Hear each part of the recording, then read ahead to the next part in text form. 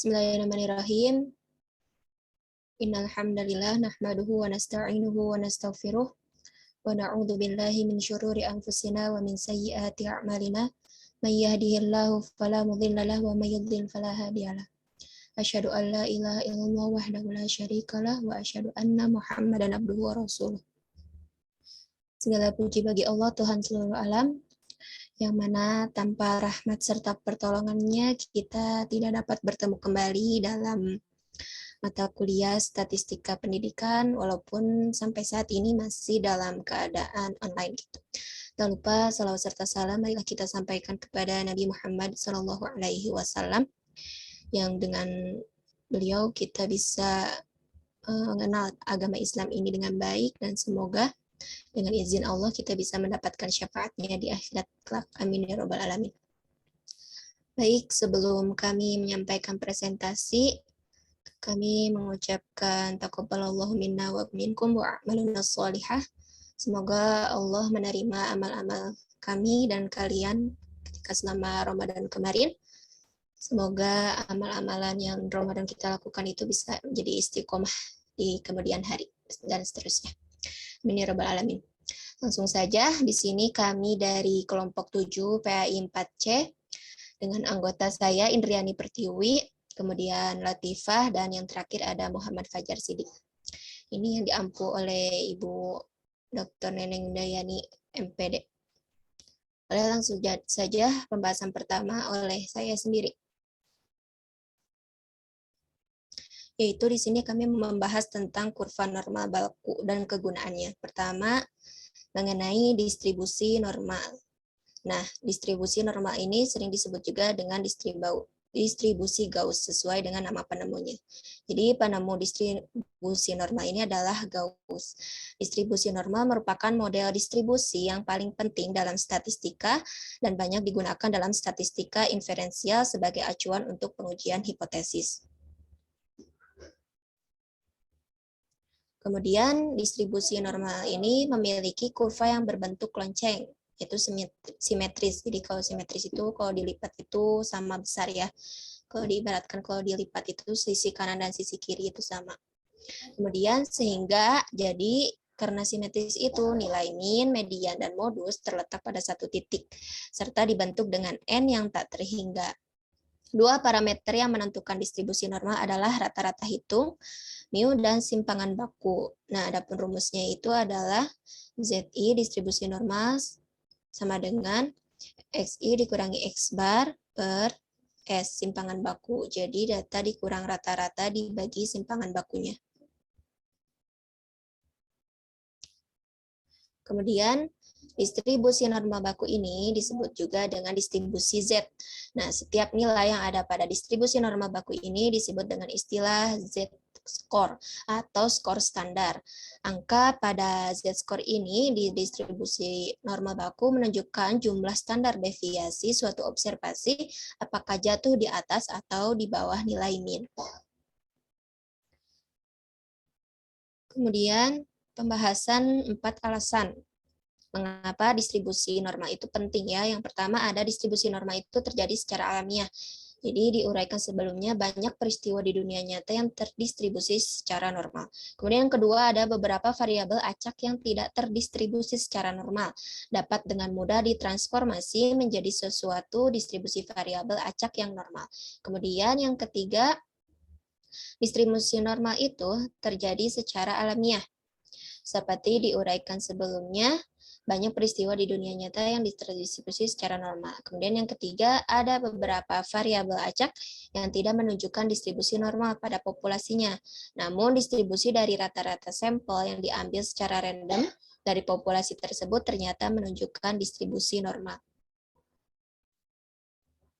Baik, untuk pembahasan selanjutnya mengenai karakteristik distribusi normal baku dan pembahasan selanjutnya akan dibahas oleh Latifah. Kepada Latifah dipersilahkan. Oke, bismillahirrahmanirrahim. Izin ini ya, ngasih sedikit aja. Jadi karakteristik distribusi normal baku yang pertama ada unimodal. Nah, jadi unimodal itu teori distribusi yang memiliki nilai min, median, dan modus yang sama ya, hanya memiliki satu modus. Nah, Jadi yang kedua simetris. Nah, jadi simetris ini atau bisa disebut dengan kurva distribusi selalu bersifat simetris karena dia itu sifatnya sama dan sebangun gitu. Jadi bersifat simetris dengan bentuk lonceng ya. Jadi titik puncaknya itu nih kayak gini misalkan. Jadi simetris ini itu ada si kurva nih. Bentar. Nih, ada si kurva kan ini kurva. Nah, si bentuk kan ini berbentuk lonceng. Nah, titik puncaknya itu adalah yang ini. Yang tengah ini nih. Ini titik puncaknya. Eh, titik puncaknya itu bisa disebut dengan nilai yang rata-rata. Nah, jadi berada di tengah kurva. Nah, terus ada sedangkan data, jadi di simetris ini itu ada distribusi terletak di sekitar garis yang tertarik ke bawah dari tengah ke atas. Nah, dari sini nih. Jadi yang menentukan nanti kan bakal ada tuh yang menentukan yang kayak gini nih. Nah, ini disebutnya titik apa tadi teh? Titik tengah bukan sekitar garis lurus yang ditarik ke bawah dari titik tengah nih, dari sini. Nah, terus ada identik. Identik ini biasanya disebut dengan ukuran gejala pusat min, median, modus besarnya sama. Jadi maksudnya itu jumlah apa ya? Jumlah luas daerahnya itu di bawah kurva normal bernilai 1. Jadi yakni misalkan kayak apa ya? Kayak setengah dari sisi kiri, nih setengah sisi kiri, setengah dari sisi kanan. Si nilainya itu harusnya kan bernilai satu setengah tambah setengah kan jadi 1 kan. Jadi si kurvanya itu harus memiliki nilai 1 gitu dari sisi kanan. Jadi berlaku gitu, berlaku juga untuk seluruh distribusi probabilitas kontinu gitu. Nah, terus yang ada asimptotik. Jadi data yang berada pada distribusi berasal dari skor terkecil hingga skor terbesar dari data kontinu. Nah, asimptotik ini nanti kita belajar dari tabel ya. Atau yang tadi ya yang di awal sama Indiana dijelaskan yang Z score ya, Z score. Nah, jadi jadi dalam apa ya, dalam distribusi kurva itu dapat disimpulkan. Jadi jika setengah data populasi akan memiliki nilai yang kurang dari angka rata-rata, sedangkan sebagian lagi memiliki nilai yang besar gitu. Jadi dari nilai terkecil hingga ke nilai terbesar gitu. Terus ada apa distribusi dari kurva normal baku ini. Jadi masing-masing kurva itu kedua sisinya memanjang ke terbatas gitu. Nah, jadi memiliki sama dengan 0 gitu ya. Atau bisa disebut juga apa distribusi dari kurva normal yang standar baku dan memiliki rata-rata yang 0, simpangan bakunya sebesar 1. Nah,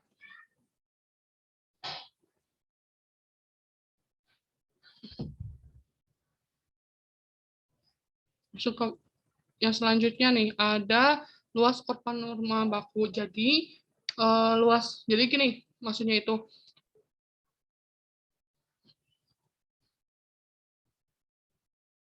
Nah, jadi luas daerah kurva dapat dilihat dari tabel distribusi normal baku. Nah, nanti ya kita belajar. Terus ada luas kurva normal baku dibagi menjadi 2 sama besarnya. Jadi gini, ini ibaratkan kurva ya. Ini ibaratkan kurva, misalkan tengah-tengahnya itu 0. Pastikan yang arah ke kanan itu menjadi positif, atau ibaratkan gini, Z positifnya itu kan kalau ke kanan positif ya tandanya, kalau ke kiri tandanya negatif. Jadi sama nilainya itu, nilai masing-masingnya itu sama 50, ini 50. Nah, jadi keseluruhan nilainya itu 1 atau 100%, benar kan?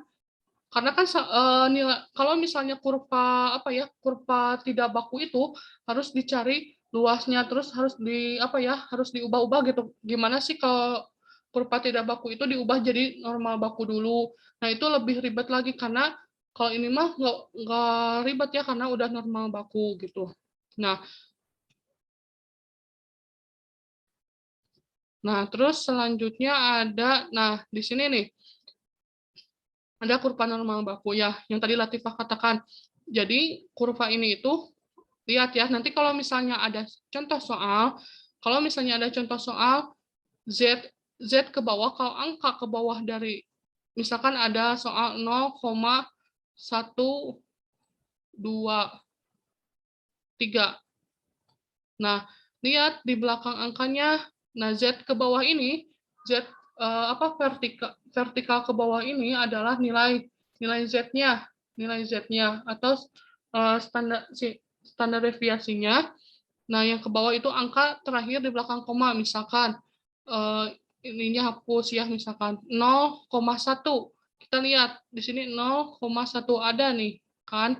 Terus lihat belakang angkanya, di belakang komanya ada angka 2. Ambil 2 angka. Kalau yang pertama itu ambil 2 angka di belakang koma, terus yang keduanya lihat lagi angka yang belum di bawahnya angka berapa? 0,2. Nih bisa dilihat 0,2. Berarti 0,87 dan seterusnya sampai nanti ke angka 3 ya. Dan norma baku ini dari angka 0,0 sampai 100 ya. Nah, sama ini juga ya. Kalau ini sampai 3,9, nanti ada 4, ada ini 5, 6 dan seterusnya. Nah, di sini ada soal nih, cara mencari luas Courgette dalam tabel kurva norma baku. Nah, yang pertama hitung Z hingga 2 desimal, terus gambarkan kurvanya. Nah, kalau gini kan pusing ya. Nanti kalian lihat aja ya. Misalkan nih, di sini ada misal Courgette-nya itu 0,13. Lihat skor Z pada kolom 0,1. Lihat ya. Kita balik lagi ke sini tadi 0,13 ya. 0,13. Lihat di 0,1. 0,1. Terus lihat belakangnya angka 3. Jadi berapa? Ketiga 0,1293. Nah, sama salah. Nah, kalau ini itu nanti ditambah-tambahin ya. Kemudian lihat pada baris 3 pertemuan. Jadi pertemuan Courgette itu kan 0,1 kolom Z baris angka tuh yang vertikal tadi, yang Z ke bawah itu disebutnya kolom Z-nya, dan angka 3 itu kolom angka yang ke pinggir tuh yang vertikalnya itu. Nah, adalah sebesar luas Z 0,3 itu ya, yaitu 0,0517. Nanti kalian bisa dibuktikan nih di tabel, misalkan. Nih, ada kan 0,0517 ya. Nah, di sini misalkan menentukan luas daerah. Di sini ada Z1 sama dengan 0, Z2 1,54. Kita lihat ya. Kenapa? Karena tandanya positif ya, karena ke kanan kan. Nah, kalau misalnya kalau ini kan nggak usah apa namanya itu, nggak usah ditentukan. Maksudnya nggak usah ditambah-tambah gitu, karena cuman satu angka aja ini aja nih. Cuma ini aja. Kan kalau ditambah juga kan percuma gitu. Kita lihat 1,54. Kita lihat 1,54 di table. Kita pembuktian ya. 1,54. 1 nih. 1,5. Udah kan ada 1,5. Terus di sininya berapa? 4. 4.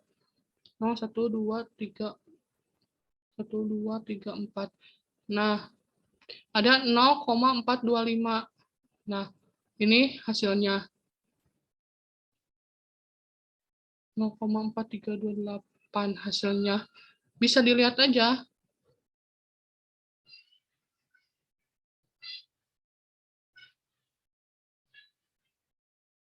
Ya, bisa dilihat aja nanti di table. Nah, kalau misalnya sama nih kayak gini. Mana ya? Kalau ini sama, nggak usah ditambah. Nah, kalau yang ini baru ditambah. Karena kenapa sih? Ini kan normal baku nih. Nilai tengahnya udah ketahuan. Terus ada 2 angka. Kalau 2 angka ini kan yang satu positif, angkanya sama kan 1,62. Kalau ini tandanya min, ini plus. gimana sih? Kenapa kan kalau misalnya min kali plus kan jadi min ya, tapi ini plus karena ada 2 angka sama. Jadi pertama yang ditulis itu angka min dulu pertama ya. Min ditambah positif. Nah, kan udah tahu ya, nanti dilihat di tabelnya 0,47. Berarti ada 2 ya. 2 kali 0,47 hasilnya jadi segini. Nah, sama yang ini juga nanti ditambahin. Nah, kalau yang ini karena cuma satu angka aja dan arahnya ke kiri. Nah, kalau ini itu arahnya ke kanan. Jadi gini, kita itu kalau misalnya mau tahu isinya itu lihat dulu di soalnya. Kalau misalnya arahnya ke kanan tapi angkanya positif, lihat arahnya. Misalkan gini, ada soal nih. Misalkan ini anggap kurva normal baku ya. Nah, di soalnya itu tentukan Z-nya itu misalkan Z-nya itu 0,18 arah ke kanan.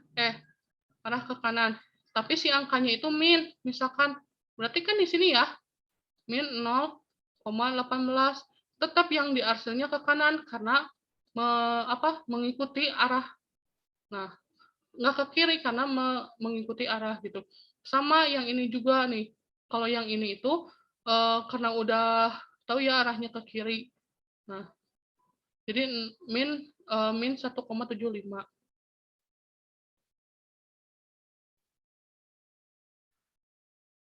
Nah, yang selanjutnya Latifah persilakan kepada moderator. Baik, terima kasih kepada Latifah yang sudah menjelaskan mengenai luas kurva normal, bagaimana cara menentukan tabel dan menentukan luasnya.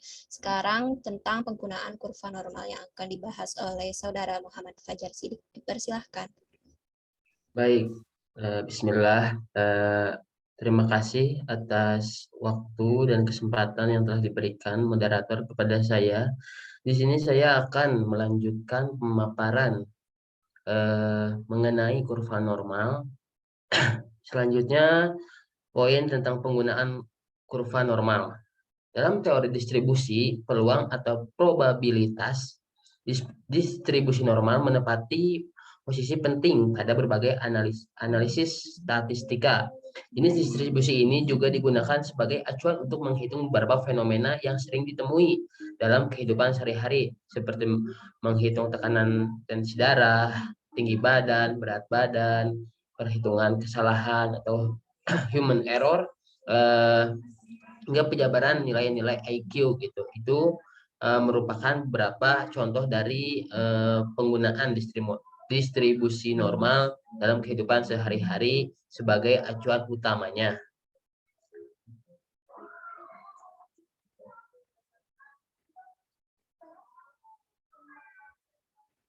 Nah, baik. Di sini saya akan memberikan contoh ya. Ada 4 soal. Itu satu soal yang beranak 4. Nah, diketahui berat bayi yang baru lahir rata-ratanya 3,750 gram ya, atau 3,75 kilogram dengan simpangan bakunya 325 gram. Jika berat bayi berdistribusi normal, maka tentukanlah yang pertama itu berapa persen yang beratnya lebih dari 4.500 gram, yang kedua berapa bayi yang beratnya 3.500 gram dan 4.500 gram jika semuanya ada 10.000 bayi. Yang ketiga, berapa bayi yang beratnya lebih kecil atau sama dengan 4.000 gram, 4 kilo jika semuanya ada 10.000 bayi. Yang keempat, berapa bayi yang beratnya 4,2,5 kilogram apabila semuanya ada 5.000 bayi.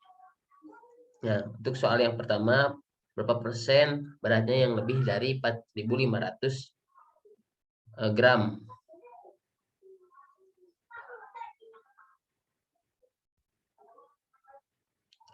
Baik. Nah, diketahui X-nya itu 4.500 gram, X barnya 3.750 dan simpangan bakunya 325. Nah, maka Z sama dengan Z dikurangi Z sama dengan X dikurangi X bar dibagi simpangan baku.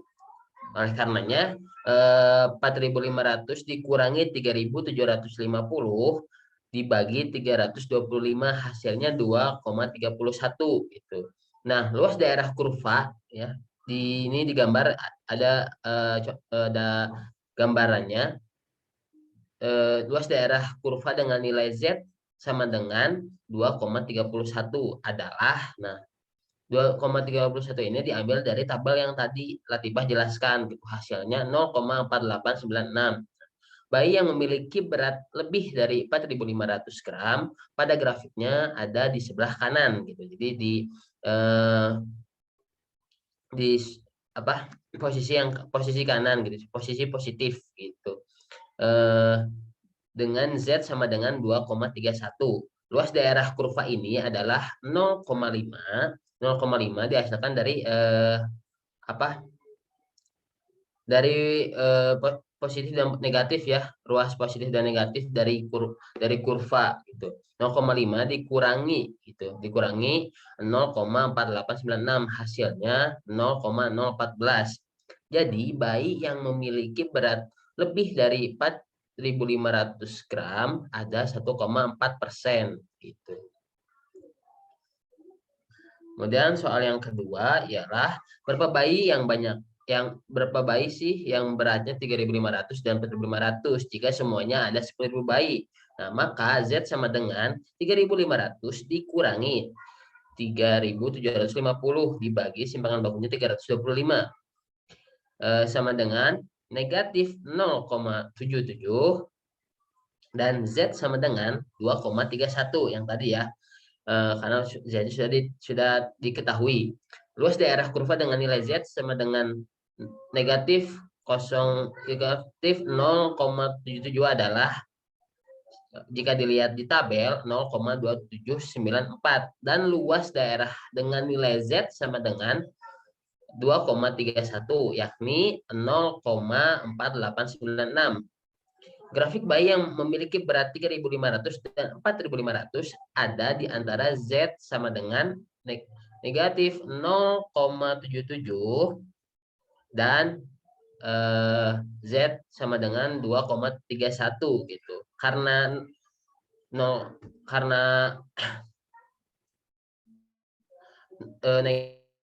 negatif berarti kita simpan di sebelah kiri gitu dari titik 0 gitu.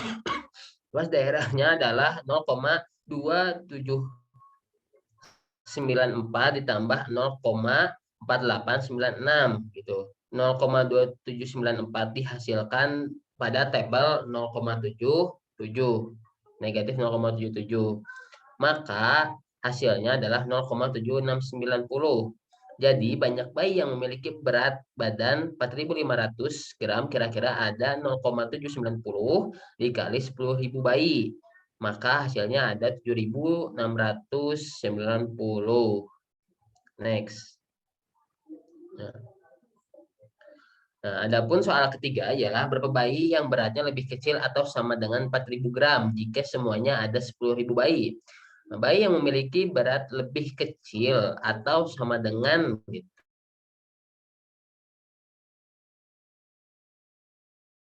4.000,5 gram. Maka Z sama dengan 4.000,5 dikurangi 3.750 dibagi 325 hasilnya 0,77. Karena positif maka disimpan di ruas kanan gitu, positif. Luas daerah kurva dengan nilai Z sama dengan 0,77 adalah jika dilihat di tabel 0,2794. Perkiraan bayi yang memiliki berat lebih kecil atau sama dengan 4.000 gram ialah 0,5. Ini dihasilkan dari setengah dari positif dan negatif ya, ditambah 0,2794. Hasilnya 0,7794. Jadi kesimpulannya banyak bayi yang memiliki berat lebih kecil atau sama dengan 4.000 gram ialah 0,7794 dikali 10.000 hasilnya ada 7.794 bayi yang memiliki berat yang lebih kecil dari 4.000 gram atau sama dengan 4.000 gram. Seperti itu. Next.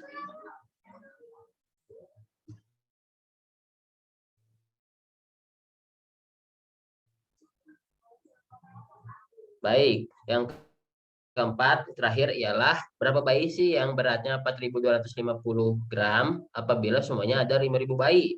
Maka bayi yang memiliki 4.250 gram berarti beratnya ada di antara 4,5 gram dan 4.250,5 gram. Diketahui 9,5 X barnya sama dengan 4.250,5. Maka Z sama dengan 4,249,5 dikurangi 3.750 dibagi 325 hasilnya 1,53.